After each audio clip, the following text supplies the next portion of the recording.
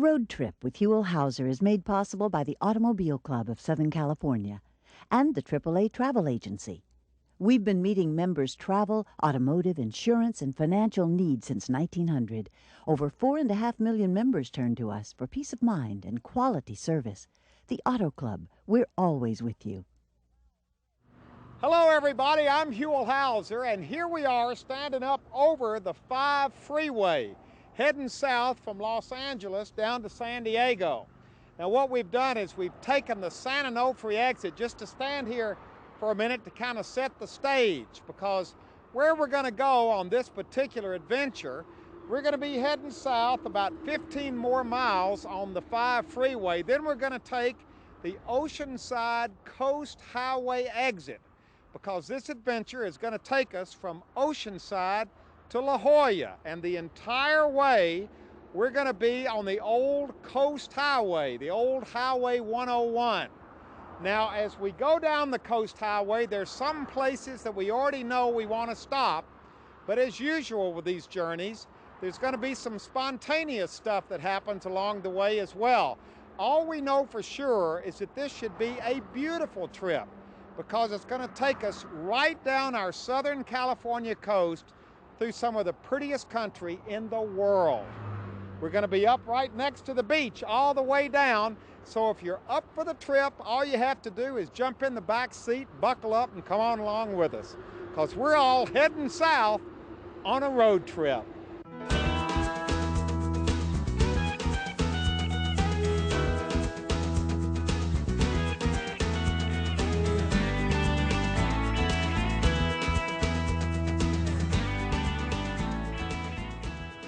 Okay, here we are in downtown Oceanside. We're in the 200 block of Coast Highway. We're starting our road trip, and we are beginning this journey by visiting a must-see place. This is the California Surf Museum, and it's full of all kinds of surf goodies and surf history. Good morning. Oh, cowabunga, dude. Welcome Cowabunga, to the California dude. Surf Museum. You really get into this, don't you? Hey, this is my life. Introduce yourself to us. Rich Watkins, the administrator for the California Surf Museum. And you kind of look like a surfer. I've been told that. Well, whether it's a good year or a bad year, I might admit to it. Yeah, okay. Now we're here to see the museum. Yeah, please do. Because this is in all the tour books, it's in all the guidebooks, it's a place that you need to visit. We're getting bigger and bigger with that. And in fact, this theme right now is the first time we actually use part of our name, California Surf Riders, 1900 to 1940, the first 40 years of 1900. And this is an all-wood theme. So this is a remarkable display that we have on right now. I can see the all-wood theme over here. These are all original, authentic surfboards that would have been used in this area, in this part of California. Absolutely. Or really, there are only about 14 real spots you could ride wood. And Doc Ball was the man that did the first all photo book about those spots. And these are the boards the guys would have ridden during that first 40 years. Now, these things look huge and heavy and very hard to maneuver. Oh, absolutely. You're looking at boards here from 90 pounds to 200 pounds. These are made out of... Well, they're different woods are used. The prevalent wood was redwood, because redwood was a hardwood and it was easily available. Even the Hawaiians had to go to a redwood. Wow, look at the size of these things. I know. Where'd you get them?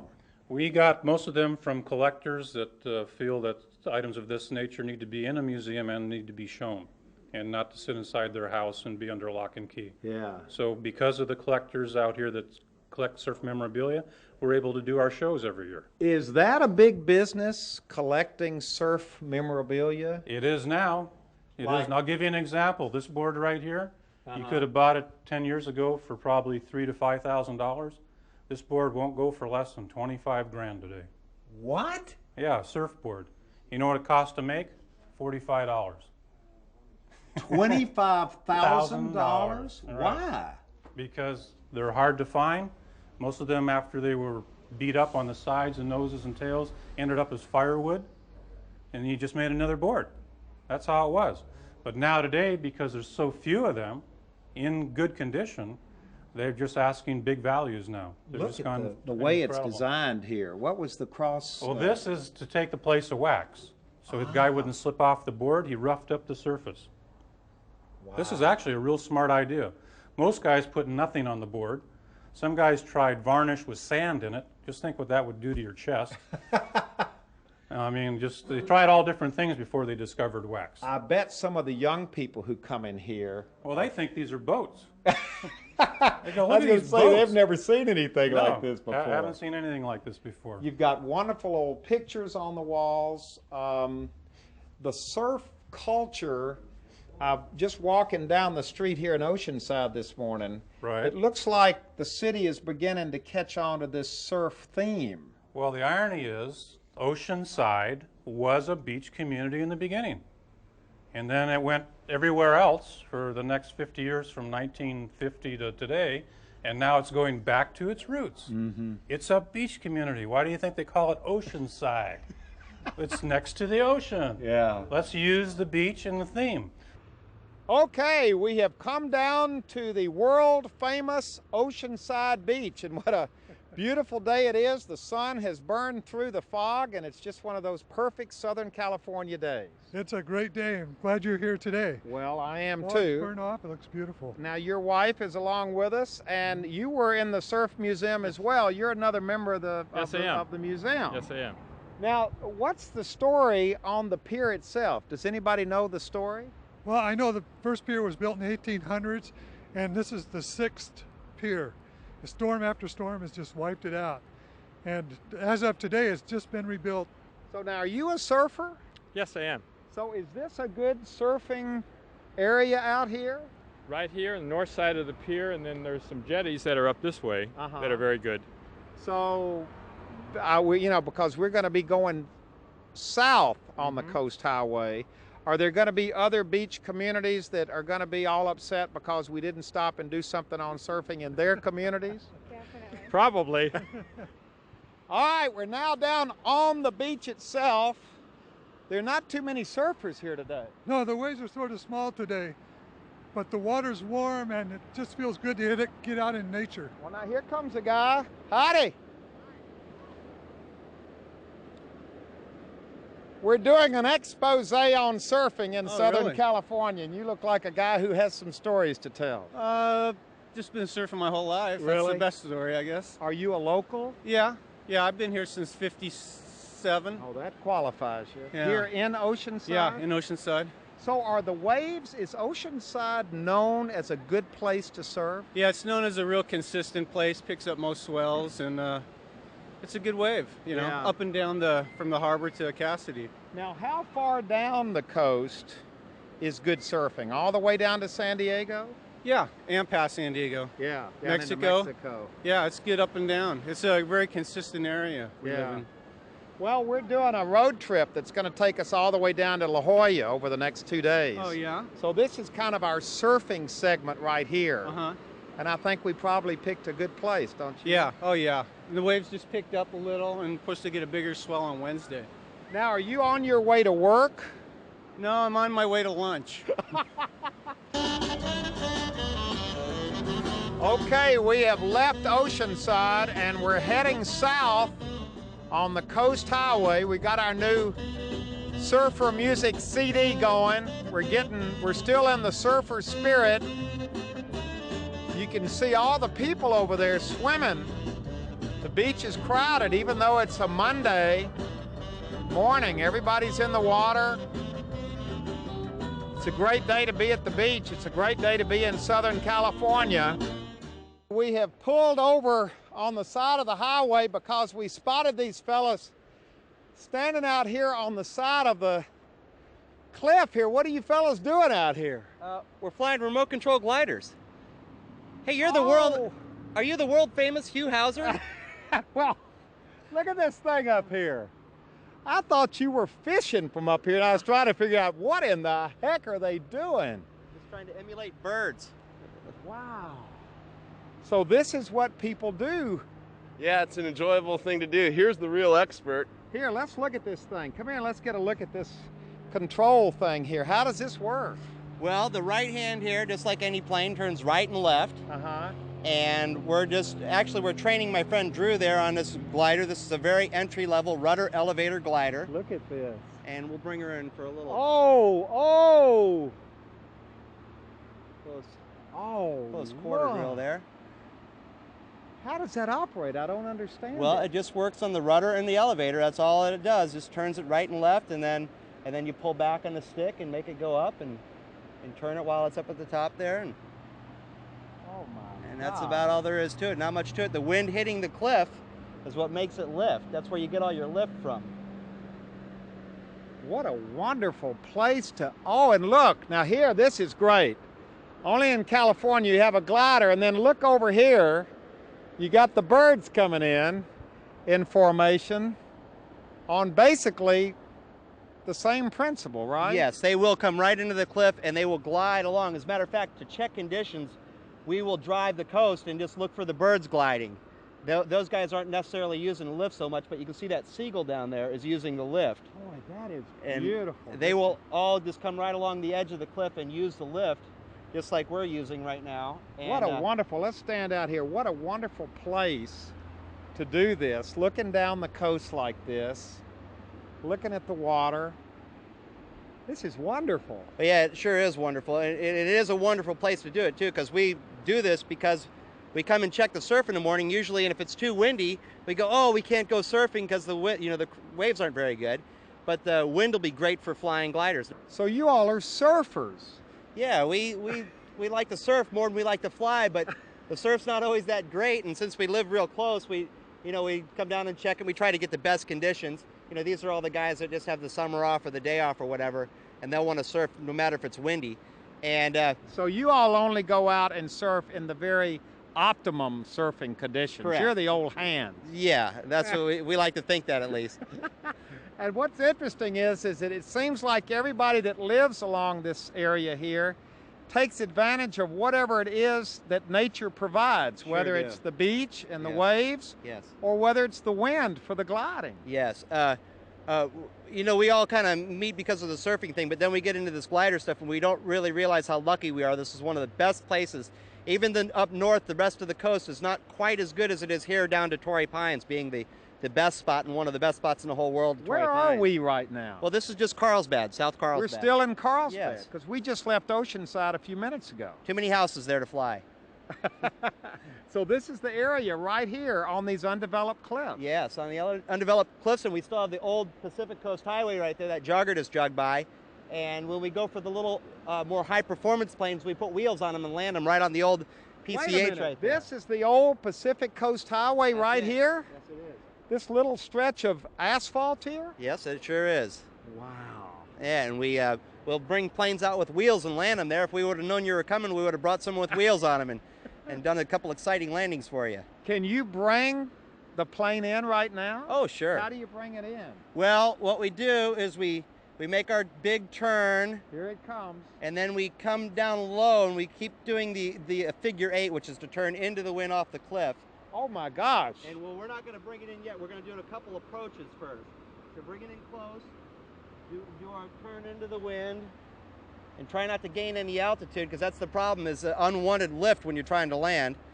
And here's our left-hand turn. We just keep doing this till we got a real good hang of it.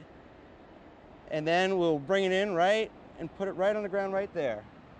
Just like that. Oh, wow. And hopefully not break anything. That is amazing. What's your name? Kevin Williams, and Nice this is to my meet you. my friend Drew. He's Your the co-pilot. That's right. He's the pilot in training. You're learning. Yeah. Wow. Looking forward to being as good as he is one day. Wow, this Couple is weeks. This is great, and what a beautiful shot right here, just looking up the coast. Yeah, it's wonderful. Boy, this is great. And there's your pelican, just doing the same thing we were just doing, just staying in that lift. Now we were getting ready to leave our glider, friends. We spotted you standing over here, just standing here. What's your name? My name is Frank Chakowski. Are you a local? Oh, totally local. Yeah. I was born up the road, Camp Pendleton. And this little stretch of beach here Oh, it's paradise. seems to be different from all the others. You know, this is how Carlsbad used to be like 20 years ago. where you could just drive up to the cliff right here and just park and just look at it. All these little trails going down to the beach. You can't find very many places like this anymore. Now, why isn't this developed? Is this a state park or something? You know, I don't really know the answers to that question. You know, I just know that we call this place Turnarounds because of that little turnaround area right there. Right over here. Yes. That's where we park. Yes. And then this right here, they were telling us, is the old Pacific Coast Highway right here. Exactly, exactly. I guess the erosion, so they had to back it up a little bit. That may be why there's nothing built here, because of the erosion. Yeah, that's what I think also. So are you just standing out here contemplating what, the surf? Oh, I've been checking it out all morning, and you know, I usually come by here and check it out once in a while. So this is a nice, you know, it's nice and private right here too. You don't have people gawking at you over the wall. Where I usually surf at Tamarack, they built this giant seawall over there, and it used to be a lot more private before, but you know, there's so many tourists around here nowadays. You have Legoland up the road, and you know, it's just totally being built up around here. So I hate to tell you, we're tourists. That's all right, you know. We're good tourists. Oh yeah, it looks that way. We appreciate the history and the heritage of this place. Oh, this place is beautiful, man. This is paradise. My father was in the military. We've been all over the States. We've always come back to this area, though. You know, we lived in the islands for a little while, and this is paradise right here. Came back here to live. Exactly, North County, San Diego. You know, that's where it's at.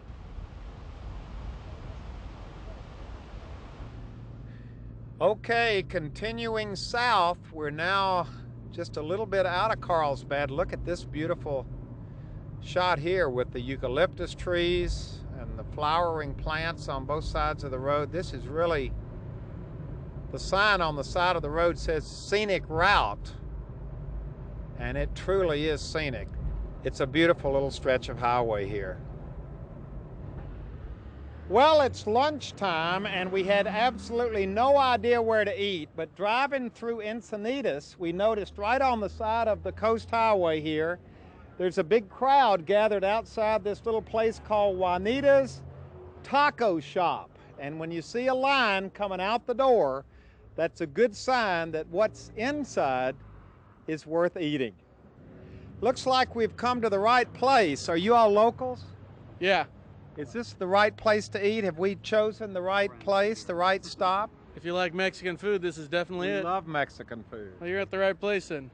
This place has been here forever. I've lived here about 25 years, and it was here then. And this is the upgraded, fancy new model. They expanded the dining room and the kitchen. Now, what is it you've got right here today? That sucker's called a flying saucer. You're kidding. Yeah, well, it did fill the plate. Here's the burrito right here. Yep. Right, honey, that goes here. Here is the 3 roll tacos. Uh-huh. And then the other one's carnitas, which is pork. Wow. Yeah, the other one's beef. Wow. So there we go. That and a soda and some of the mild hot sauce. The other stuff too closes up my epiglottis. Now this is very exciting. You're actually Juanita. This is your place. Yes, that's my place and my husband too. Tell us about it. How long has it been in operation? 15 years. 15 years. 15 years right here on the side of Coast Highway. Yes. Oh boy, look at him. He's coming through. He's loaded up. These are great. Have you met Juanita? I've seen her before, you know, but I never met her. Yeah. Pleased to meet you. This is the Pleased lady, to meet both right? of you. Really. This is the lady right here. Yeah, I'm here. You're doing a terrific business I work here. every day. So you're open 7 days a week. 7 days a week. And you're back there making all of this stuff fresh every day. Every day. Every day. Did you have any idea when you started it was going to become this popular? That we were going to have this many customers? Yes, yes. Well, there's a lot of people, and but I mean, it's very popular. Yes, there's a lot of people. Thank you for everybody. Thank you. There's very nice people, and I like the people for Huell. Yeah, this very nice. You make a lot of people happy. Look at this boy over here. He's smiling from ear to ear, eating that. Stand over there by him. Here, sit down here with him. She made your lunch. Excellent. This is Juanita. Excellent. Thank you for coming. Always excellent. Thank you. Very nice. Okay, we have left Juanita's Taco Shop after eating way too much food.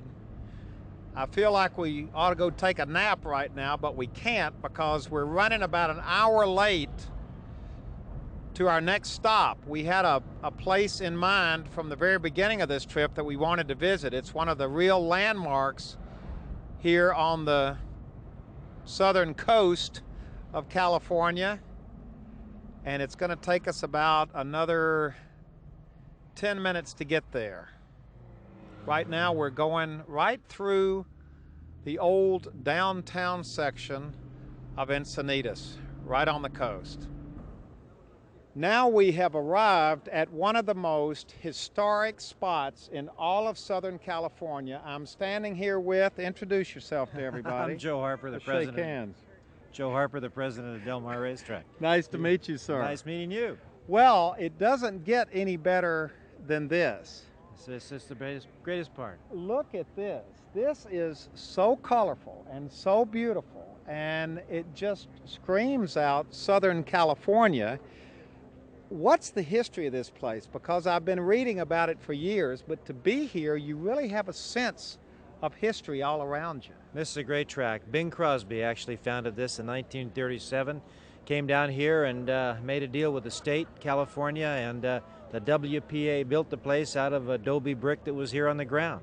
And it's been running ever since. Now, is this the original racetrack right here? No, this is a new one. We built it about 10 years ago for about $90 million. Oh my gosh. And the old one was kind of falling apart. But it looks like the old one, maybe. Yeah, we kept the same mission style architecture and have the same feel to it. Put a lot of the old track into the new one, and it's working great. And I got to tell everybody, when we first got here and met, I apologize for being dressed like this because I said we had been at the beach all day. And what did you tell me? I said, you look great. This is Del Mar. You can come any way you want at Del Mar. Yeah. Well, we're right on the beach, too. That's right. Part of the attraction of this thing. Just a chip shot away, as Bing used to say. Wasn't there a song about where the surf meets the turf? That's right, where the turf meets the surf. Turf meets the surf. And in just a few minutes, they're going to play it when the horses come out on the track for the first race. So that's one of the traditions here as well. That is, yeah. Every day we play it right when the horses come out for the first race, and we play it after the last race. Wow. Now, what's happening here right now? The horses are, we saw them kind of coming around here. Everybody stands out to watch. Right. This is the saddling paddock and kind of our signature area here at the track. The horses have come over from the receiving barn now. They're getting the saddles on them. The trainers are tacking them up. Oh, back in this area. Back look, inside. Can we walk over here? You can, sure.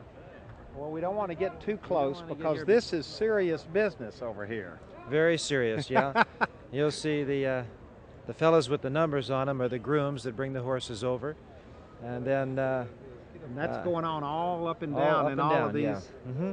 And then they'll come out after they get their saddle on them. The trainers are putting the saddle on. And then pretty soon the jocks will come out from the jockey's room and they'll talk to the trainers and get on the horses and go. So this is part of the tradition now. Are these the owners or people that have business out here in the middle of the area? Right. Here? These are the owners. These are usually the guys that are paying the bills. So they look a little nervous at times, but they're having a good time. And all of these people standing out on the other side of the fence, they have kind of a vested interest in looking at this too, because they're the ones that are going to be betting on all these horses. They're the ones, yeah. Our daily average handle is $12 million a day. These folks are betting on these horses, not just here on track, but at 1,000 sites all over the country betting on Del Mar races. Now, what kind of a season do you have here? We have a great season. We have 43 days of racing for 7 weeks, 6 days a week, starting toward the end of July and going the week after Labor Day. Wow. And these Del Mar has the highest average attendance of any track in the country, and just about the highest, really, we in Saratoga kind of trade off for the average amount of money bet as the highest in the country. So Del Mar is a pretty successful track. In addition to looking so good, we do pretty well in the bottom line also. And this has been here since? 1937.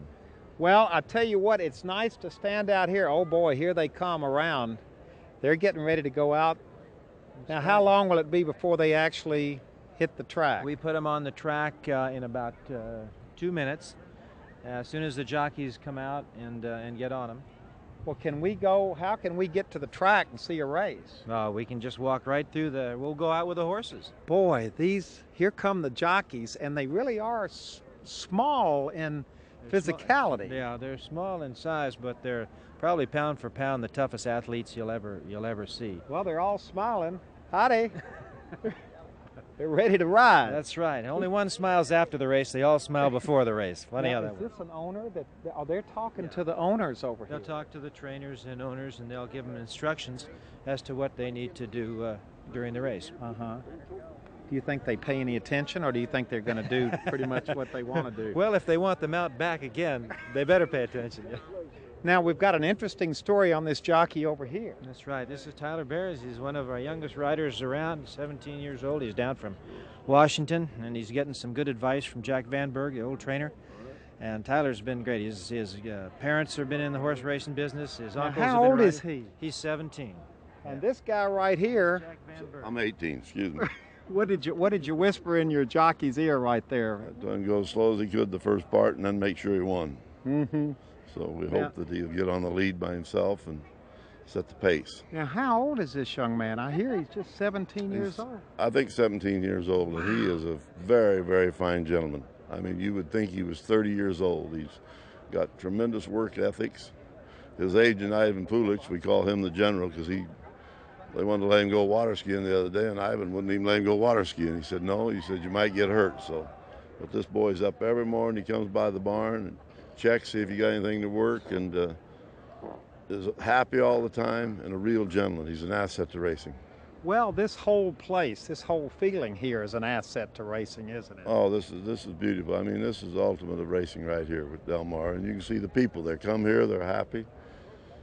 They have fun. If they get a favorite beat, they don't care. They're here to have fun and enjoy themselves. And one of the greater things you see about Del Mar is you see young people, old people, everything. You see all varieties of people here. And Joe Harper's done a hell of a job. Now, you sound pretty mellow. There goes the call to the race right there. You seem pretty nonchalant about this whole thing on the outside. Well, I tell you, I'm older than popcorn, so I've been through this a long time, so it really don't bother me anymore. Well, good luck. If you get too hyped up, well, you get too depressed, so you just kind of keep an even keel. You got it all figured out, don't you? Thank you. All right, we're out here. We're here. Horses are on the track. Folks are in there betting, hopefully. Look, people bring their chairs and sit out here. This is a great wagons for the kids. Great part about Del Mar is you can bring your chairs and your cooler and just enjoy the races. Look at this. This is amazing here. The whole family's. You got the whole family out here. Well, it's Huell himself. Yes, sir. How you doing? Friend. How are you? Listen, I need a tip on this race. Okay, it's wait a minute. What is it? If you don't know, you're in trouble. How much? You must have. I got it. It's Here, be quiet now. Don't let everybody know. We want the. It's penny video. Penny video. Penny video. Based upon what? Intuition. Intuition. I need a hot tip on this race. You can look at her. She's already got. Rosary. Let me look. She's already holding money in her hand. Rosary. Rosary. Rosary. What's the deal over here on this guy? You know, he's a winner. This is how he takes out his winnings, by meditating.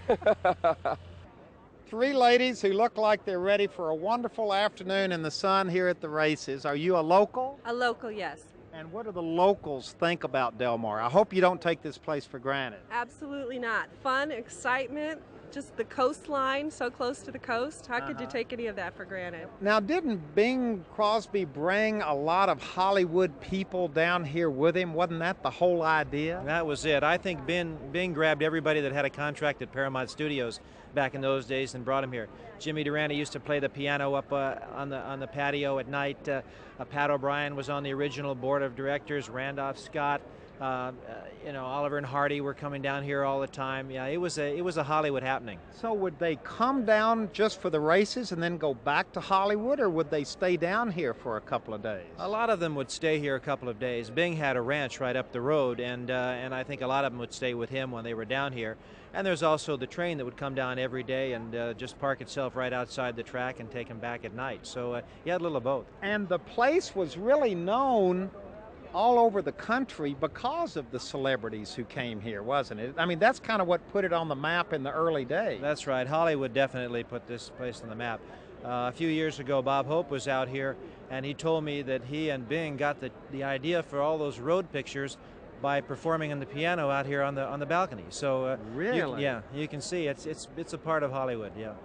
Now here's a fella, looks like you've been coming here for a couple of years. I'll tell you, Huell, I came here on opening day 1937. Wait a minute. I met Bing Crosby, Pat O'Brien, the Snozozel.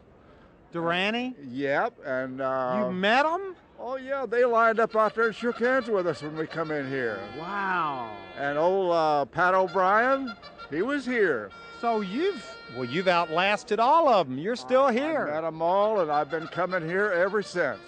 Now, what did you tell me? That I've been coming for over 40 years. Over 40 About years. 44 years, I think, something So like that. Betty Grable and Harry James and I used to eat in the same table together. Oh, excuse me. We used the ladies' room at the same time. Oh, my God. Jimmy Durante was here, and we had glorious times. Wow.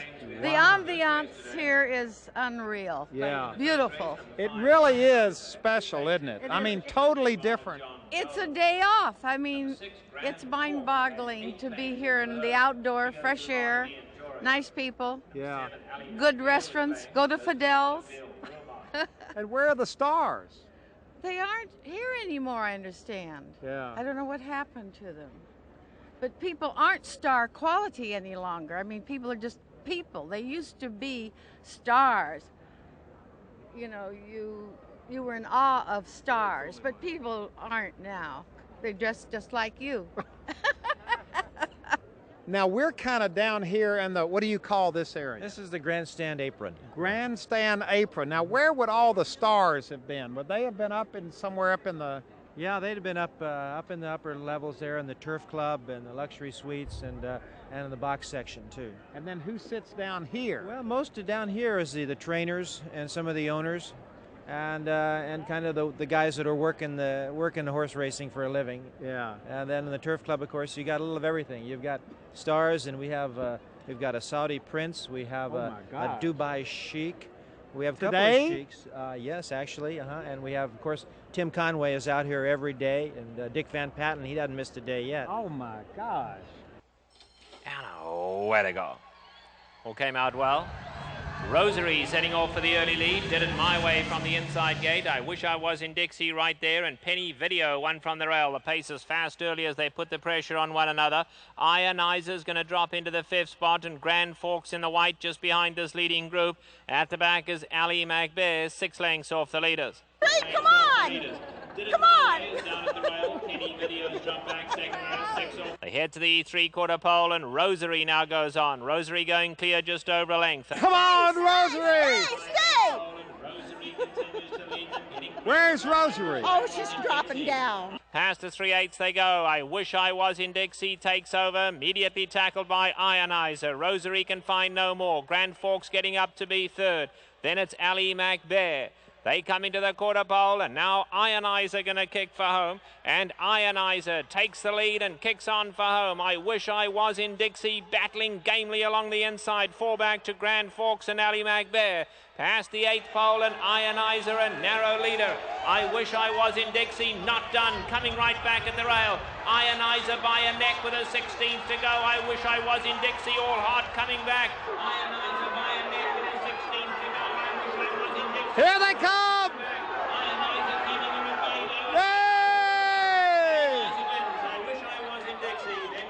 Whoa! How did you do? What's that? How did you do? Oh, we don't expect to win. We just have fun watching the animals. Where the turf meets the surf, down at old Del Mar. Take a plane, take a train, take a car. There's a smile on every face, and a winner in each race. Where the turf meets the surf, at Del Mar.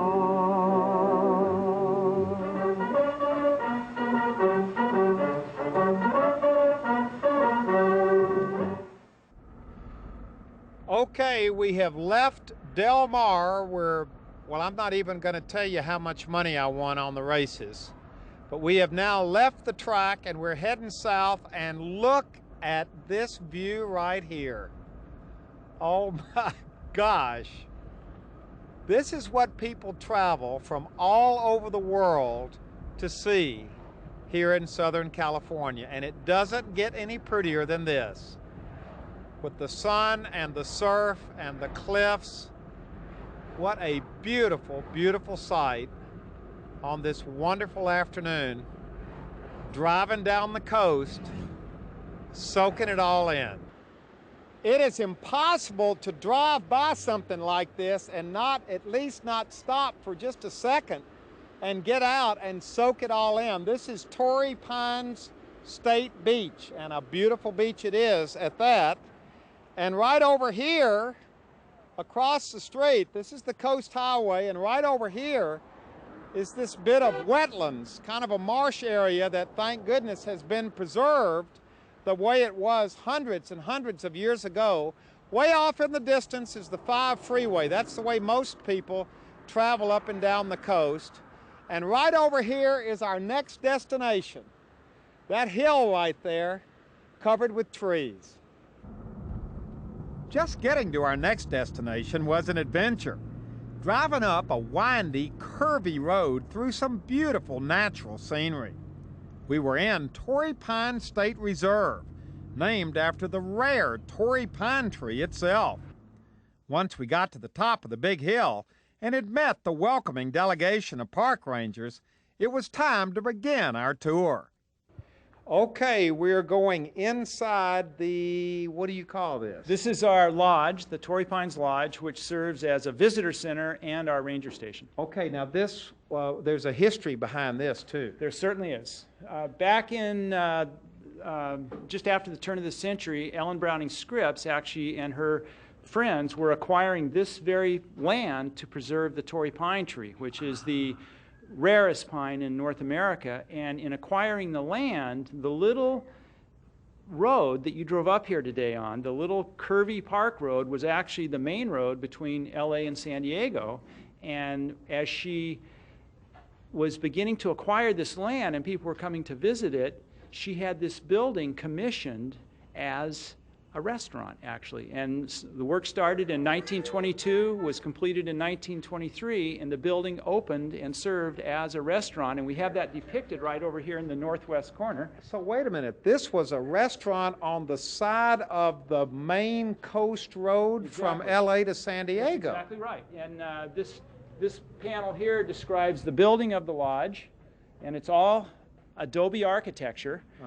And what's this right here? This is a depiction of the place settings and the actual lodge in operation as a restaurant. A shot of the lodge itself. As it operated as a restaurant. People would actually stop here and have a full meal on their journey. And in those days, of course, these were the cars they were driving.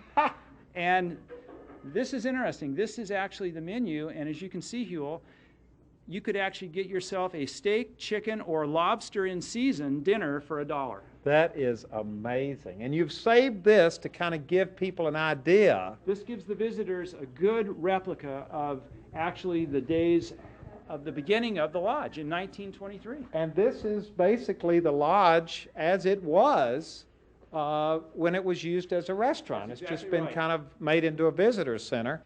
Okay, we have left the lodge and we're walking down one of these wonderful trails with Ranger Dick Miller, and I guess, Dick, this is as good a time as any, since there's a nice example of one to talk about the Torrey pine. Well, the Torrey pine's one of the rarest trees in North America. We know that there's just one other place in this area where they do grow, other than right where we're standing. It's on Santa Rosa Island off of Santa Barbara. Now, why here? Well, probably because the weather and other kinds of microclimatic conditions allow it to survive. The tree itself is a fairly ancient tree, as many pines are.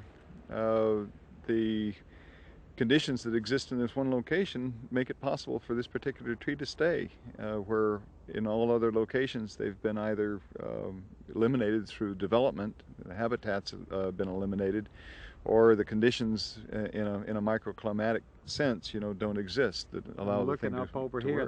work. These are all Torrey Pines here. This is basically just a pine tree.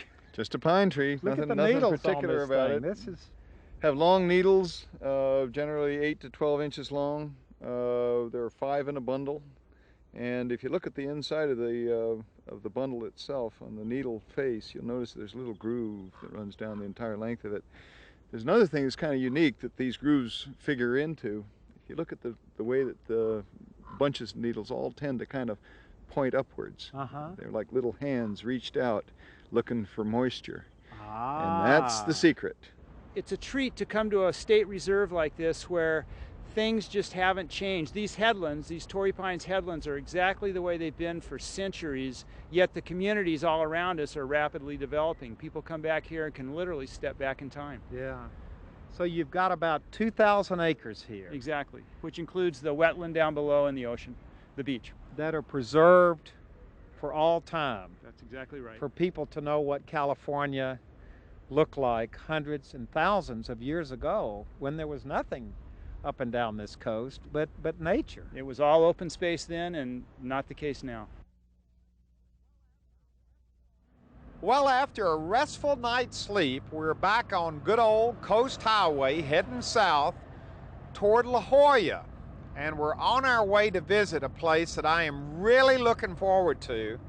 I think we're going to have a lot of fun here and learn a lot.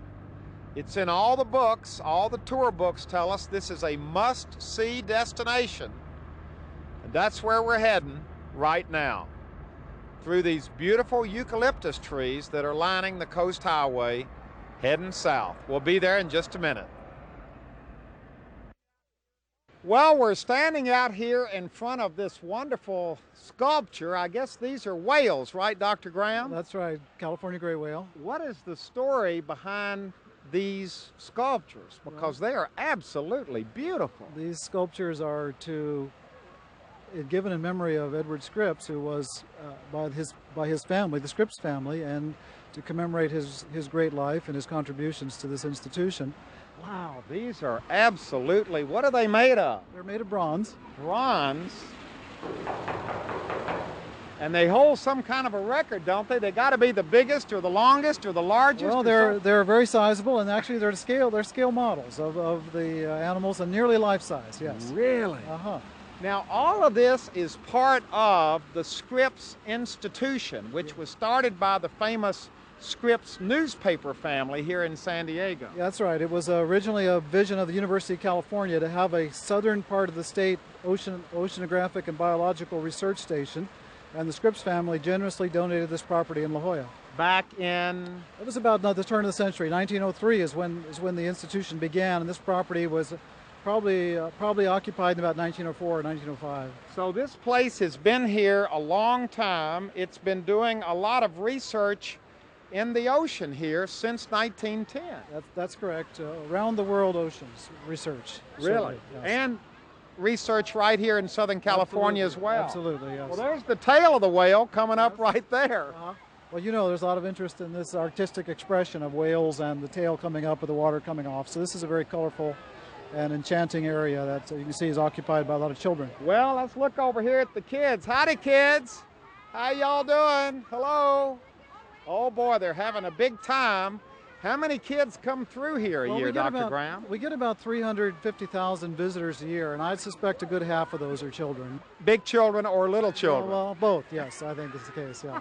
All right, now the aquarium itself is part of the Scripps Institution, the Birch Aquarium. That's correct, yes. And that's what everybody's here to see today. Yes, that's why we're all stacked up out here in front waiting to get in. That's so right. Let's walk by the whale tail and get into the aquarium, because that's supposed to be a great place. Are y'all excited about going to the aquarium? Yeah, we are. This is exciting. Yeah, it's a big day. Well, we're starting off the tour here at the... This is the tide pool. Tide pool? Yes. Which does what? Well, it depicts the natural microhabitat that exists at the area of the ocean where the tide comes and goes on a quite often every day, and then it shows the areas where the organisms eke out a living during these periods of low tide. So this is a way that we can get a close-up look at what's going on. Are you all learning stuff already? Oh, yeah. We got to touch stuff over there. We're not used to it. You got to touch some stuff. Oh, yeah, over there. Here, come over here and show us what you were doing. Come on, you guys, let's go show Come us. on, show me what you were doing over here. Oh, here we go over here. Real squishy over here. This is a cucumber one. Can I get over there real quick? Now, what do we do here? You get to touch. This is a, what is this again? It's a horn shark egg. That's a horn shark egg. A horn shark. Is it all right for me to pick it up? And then you put it back in. Feel this one. This is a cucumber, sea cucumber. Oh my gosh, can you pick it up? I can pick it up. Touch it, touch it. Oh my gosh, it's real squishy. Now we've got the touch tank over here where the kids can actually touch and feel and see things. Then before we go inside, we've got to take a look at this view over here, because this is about as beautiful as it gets. We're looking right down into La Jolla. What's the point out at Well, that is La Jolla Point, and of course just to the left of that is La Jolla Cove, very famous tourist attraction and a mecca for people to come to in past times when this area, La Jolla Colony, was so isolated from the rest of the city and from the rest of California, actually. Now this is part of Scripps Institution down here, right? Yes, that's correct. And the pier is part of it as well? That's right, yes. The pier is about 1,050 feet long, and it's used for weather observations and also for launching small craft. Connected with Scripps? Of course, yes. To go out and do research in the ocean? All right, now we're kind of in the dark here. We're in the aquarium where the only really light is coming out of these wonderful tanks here. Right. We have them all backlit. Which show, what for example will this one show? This is a tropical reef tank designed to show the fishes that live in the tropical areas of the Eastern Pacific, south of here, off Mexico, down towards the equator. Oh my gosh, look at the size of this fish. So this is a tank designed to show fishes that live off of Mexico. And the region that we're interested in particular is the area of Cabo San Lucas. And so most of these fishes are the kind that sports fishermen would collect when they go fishing in that area. So it has nurse sharks on the bottom, as well as these look, grunts. there's sharks down on the bottom of the tank, and then these big fish up here. Wow, this is pretty neat, isn't it? What? Look at that fish in the back. That's a big one back there. What kind of fish is that? It's a grouper. A grouper. Boy, if you got that on the end of your pole, you'd have something.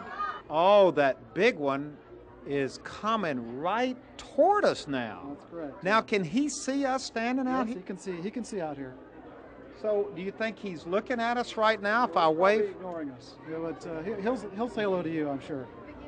How big is this? That's about a 70-pound fish, I'd say. Oh my gosh! Look at the size of that fish. I'm kind of glad we're separated from him. Well, they can bite, and they will bite if threatened. So it's a good thing to be out here. And what about these sharks down here? They'll bite. They're nurse sharks, and they're not very dangerous, but they will bite if disturbed.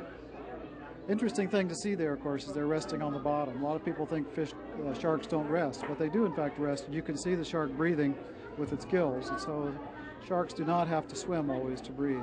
This is a common misconception the public has about shark biology. And these two get along, the shark on the bottom and that big grouper right above him? Everybody gets along just fine in here, particularly today because they've all just been fed recently. Now we've come to a tank that is amazing. Look at what is going on in here, floating down here. What is this? Those are giant black jellyfish, and they've just... Oh, look up here. Oh, my gosh. Just recently appeared in California waters again last summer, and our aquarists are especially proud of the fact that we're now able to culture these animals and to get them into into a sort of a production so we can distribute them to other aquaria. Now this is a living jellyfish. What is all that coming out of the bottom of it there? That's part of the jelly. That's part of the feeding prawns, the feeding extensions, and the stomatocysts, the stinging cells that all jellyfish have. Now these have come down to the bottom. Right. They're moving. There's a special circulation in that tank designed to keep the animals in motion, but also to keep them from bumping into the edge or getting caught in the corners. So it's coming back up. Look how it fluctuates to move itself. That's called the bell, and they're actually oscillating that to gain altitude. Look at this one over here. This is beautiful. These are colonial animals, so they're all one organism, but many individual cells doing different jobs. Oh, this is fascinating. What is all these little specks? Well, that's food in there. That's food that's put in there for them to feed on. So you can see those are shrimp if you get a close up on that, and they'll entangle these and then put them into their digestive food from them, ingest them.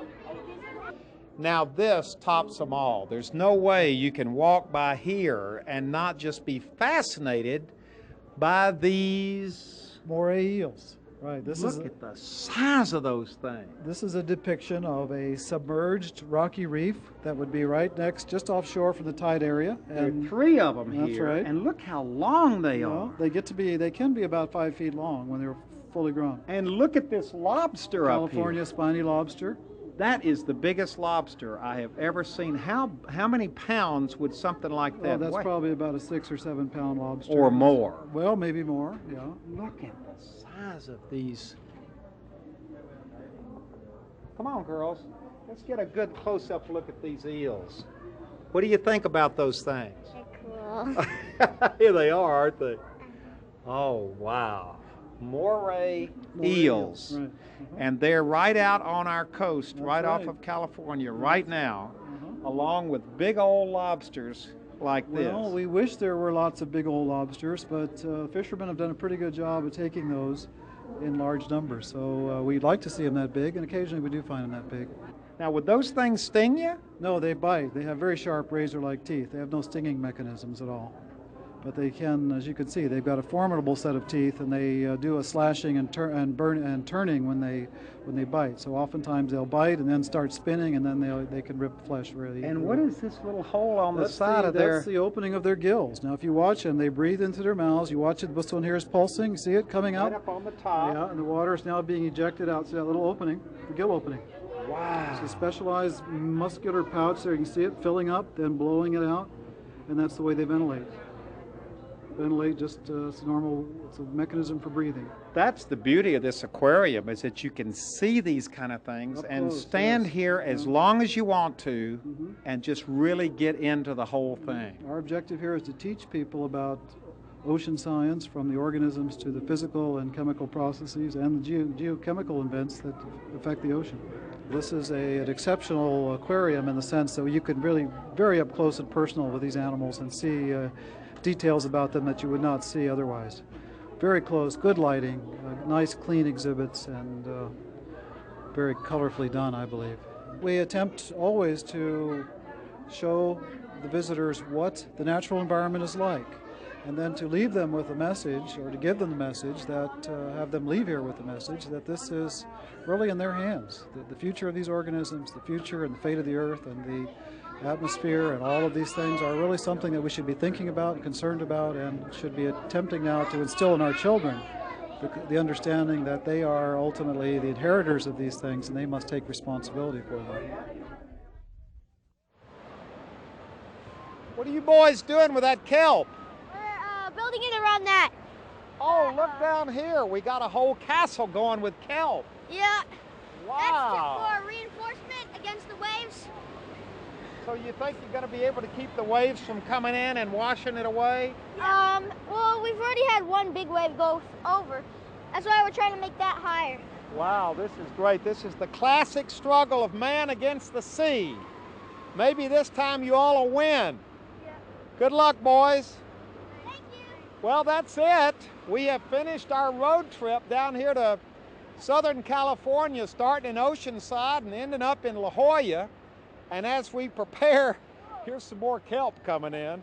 as we prepare to go back home up in Los Angeles, we have stopped one more time down here at Torrey Pines State Beach, which is just a beautiful beach on yet again another beautiful California afternoon. It gives us the opportunity to get our feet wet, get in the ocean, and take another look at the beautiful cliffs up here, which are part of the state reserve. I hope you've enjoyed this road trip as much as we have.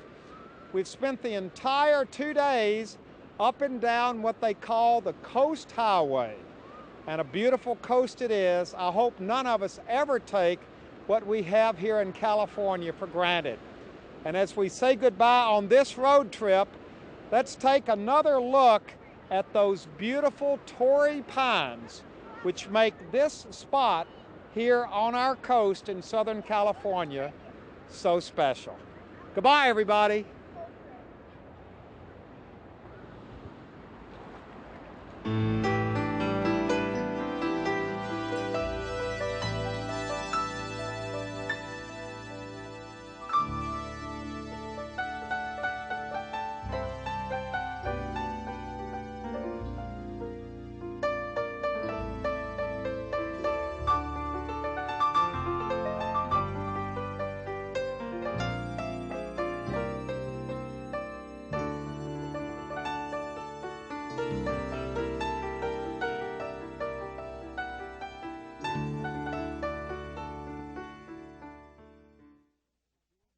Road Trip with Huell Hauser was made possible by the Automobile Club of Southern California and the AAA Travel Agency.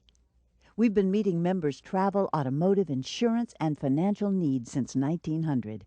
Over 4.5 million members turn to us for peace of mind and quality service.